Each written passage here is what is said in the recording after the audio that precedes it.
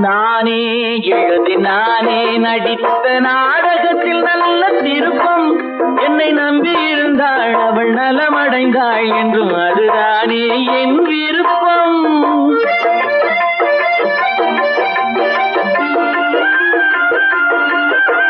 நானே எழுதி நானே நடித்த நாடகத்தில் நல்ல திருப்பம். என்னை நம்பி இருந்தாள் அவள் நலமடைந்தாள் என்றும் அதுதானே என் விருப்பம். எதிர்காலம் ஒன்று புது கோலம் கொண்டு மணவாசல் தேடி வருமே. நல்ல வேளை நான் பிழைத்துக் கொண்டேன்.